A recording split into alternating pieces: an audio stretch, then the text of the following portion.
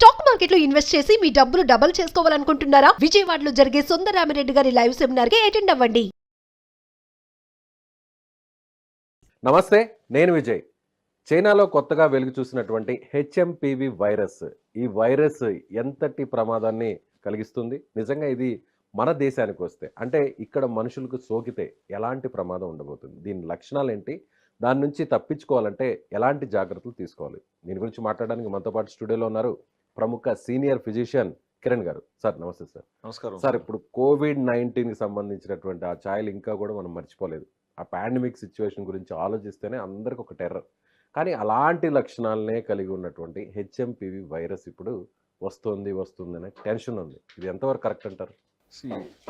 Influenza virus అంటే ఒక జలుబు, వైరల్ న్యూమోనియా, సాధారణమైన జలుబు, సాధారణమైన వైరస్ వల్ల వచ్చే జలుబు అనేది వస్తూనే ఉంటుంది సార్.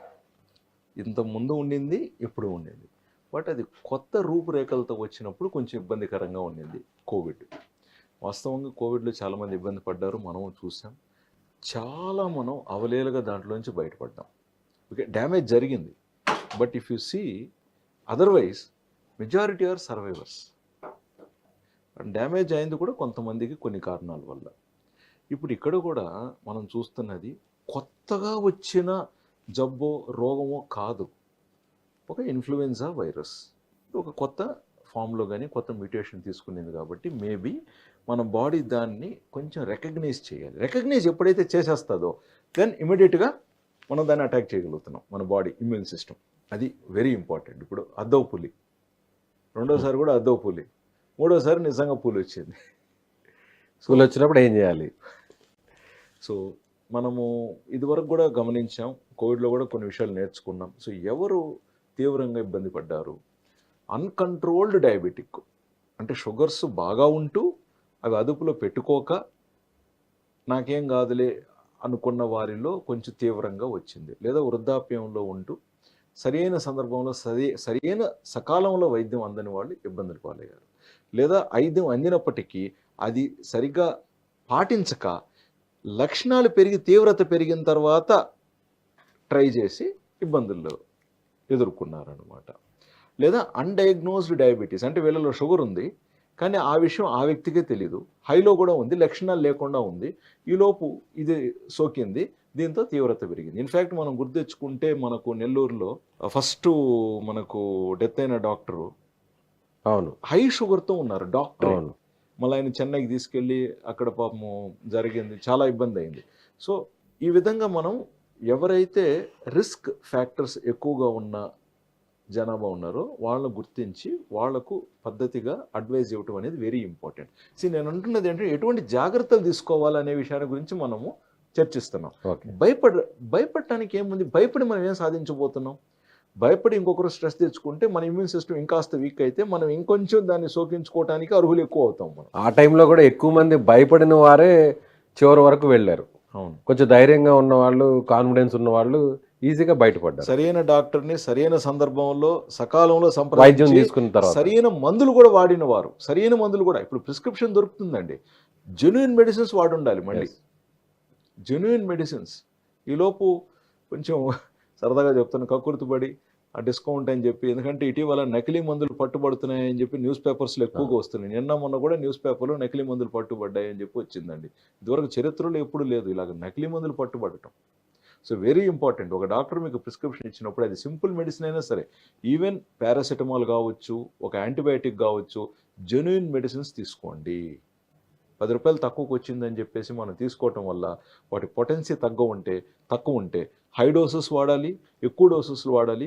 దాని ద్వారా మళ్ళీ లివర్ కిడ్నీకి అనవసరంగా ఇబ్బందులు ఉంటాయి. పర్టికులర్గా ఈ వైరస్కి సంబంధించి రాకుండా ఉండాలంటే వచ్చినా కూడా ఎంతవరకు మనం జాగ్రత్తగా ఉండాలి? ఎలాంటి ఆహారపు అలవాట్లు, లేదంటే మీరు అన్నట్లు కొన్ని ప్రివెన్షన్ లాంటివి చేస్తే ఎలా ఉంటుంది?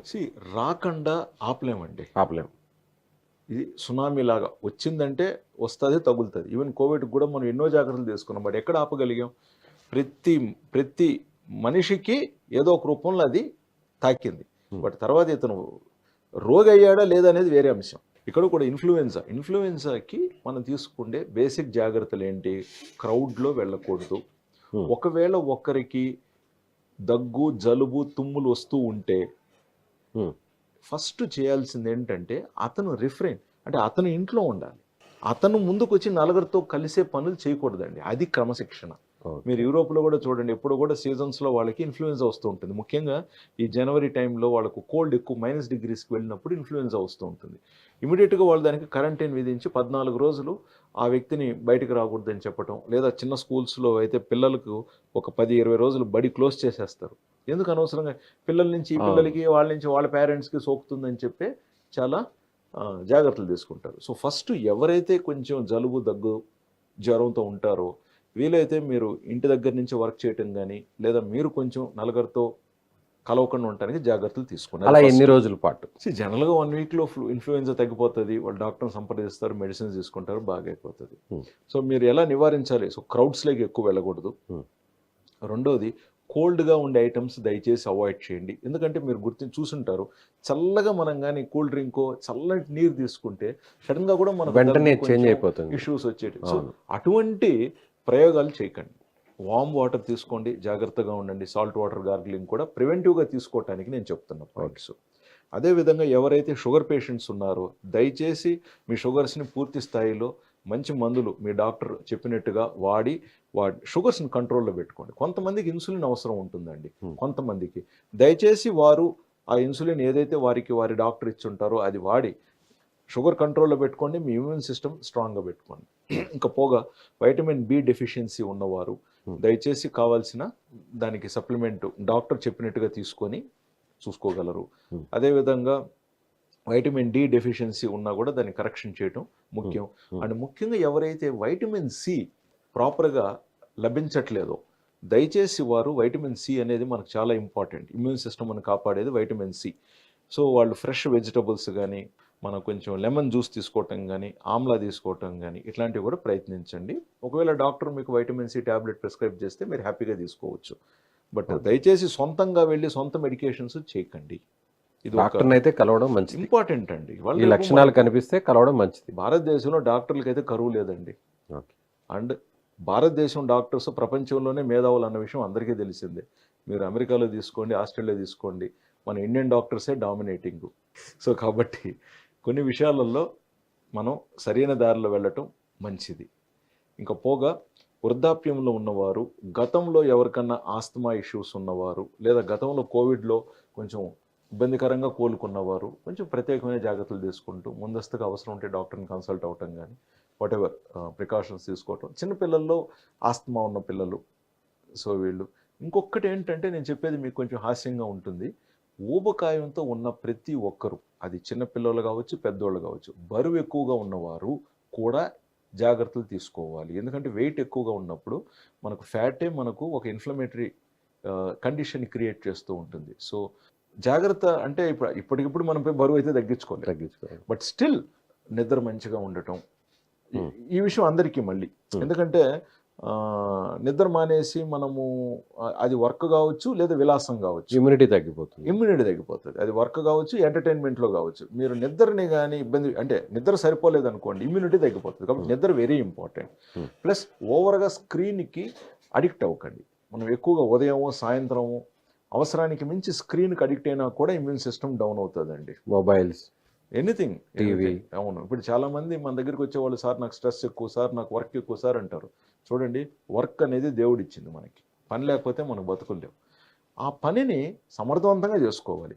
తర్వాత రెస్ట్ తీసుకోవటానికి కూడా టైం ఉంది. కొంత విశ్రాంతి తీసుకొని మళ్ళీ మన పనిలో మనం నిమగ్నం అవ్వచ్చు. ఎగ్జాక్ట్లీ, విశ్రాంతి టయానికి విశ్రాంతికి తీసుకోవాలి కదా. మన విశ్రాంతి టైంలో కూడా మళ్ళీ మనము ఎంగేజ్ అయితే ఎలాగ చెప్పండి. ఇప్పుడు సిస్టమ్ ముందు కూర్చొని కంప్యూటర్తో వర్క్ చేసేవాళ్ళు చేసినంతసేపు దానం చేస్తారు. ఖాళీ టైంలో కూడా, విశ్రాంతి టైంలో కూడా, బ్రేక్ టైంలో కూడా మళ్ళీ మొబైల్స్ చూస్తుంటారు. అది రాంగ్ అంటాను. ఇప్పుడు నేనున్నాను డాక్టర్, పేషెంట్ చూసిన తర్వాత మళ్ళీ ఫోన్ చూశాను అనుకోండి, పర్వాలే, సరదాగా చెప్తున్నా. బట్ ఎవరైతే సిస్టంలోనే వర్క్ చేస్తూ ఉంటారో మీకు విశ్రాంతి టైం దొరికినప్పుడు మీరు ప్రకృతి వైపు వెళ్ళండి. మళ్ళీ మీరు స్క్రీన్లో ప్రకృతిని ఎతికితే మాత్రం కుదరదు. ఓకేనా? ఇంటర్నెట్లో ప్రకృతి దొరకదండి, అది మీరు గుర్తుపెట్టుకోండి. ప్రకృతి స్ట్రెస్ లేకుండా ఉండాలి, మంచిగా నిద్రపోవాలి, కరెక్ట్ టైంకి ఫుడ్ తీసుకోవాలి. సి విటమిన్, బి విటమిన్ ఉన్న ఫుడ్ తీసుకుంటే మంచిది. అవసరమైతే దీర్ఘకాలిక వ్యాధులు ఉంటే, ముఖ్యంగా డయాబెటీస్ ఉన్నవారు డాక్టర్ని కన్సల్ట్ అవ్వడం ఇంకా మంచిది. కంట్రోల్. ఎలాంటి లక్షణాలు ఉంటాయి? అగైన్ కామన్ లక్షణాలు అండి. మామూలుగా జలుబు వచ్చినప్పుడు ఎలాగైతే మనకు ఉంటుందో, లైట్ గా దగ్గు రావటం కానీ, సోర్ థ్రోట్ గా కానీ, లైట్ గా హెడ్ ఏక్ కానీ, లైట్ గా బాడీ పెయిన్స్ కానీ, ఇలాంటివి ఉంటాయి అన్నమాట. సో ఫీవర్, లైట్ గా ఫీవర్ ఉండటం కామన్ కోవిడ్ లక్షణాలే, జలుబు లక్షణాలు. కోవిడ్ పేరు వద్దు, మనం ఆ పేరు చెప్తే మళ్ళీ భయపడతారు. భయభ్రాంతులకు గురి చేయడం మన లక్ష్యం కాదు. జనరల్ గా జలుబు వస్తే ఎలాంటి లక్షణాలు ఉంటాయి, సేమ్ టు సేమ్ ఉంటాయి అన్నమాట. Okay sir. సో కాబట్టి అది మనం ప్రస్తుతానికి దాని మీద మనకు పెద్దగా ఇంకా ప్రోటోకాల్స్ ఏం లేవు కాబట్టి మనము ఉన్నవి లేనివన్నీ చెప్పి జనాలు కన్ఫ్యూజ్ చేయకూడదు. నిజాయితీగానే మనకు ఉన్న విషయం ఉన్నట్టుగా తీసుకోవటం అనేది చాలా ఇంపార్టెంట్. సో నిద్రాహారాలు టయానికి మితంగా ఏదైతే కరెక్ట్గా ఉంటాయో ఇవన్నీ సరిగ్గా పాటిస్తూ ఆరోగ్యంగా ఉండటం చాలా important. Right sir, thank you so much.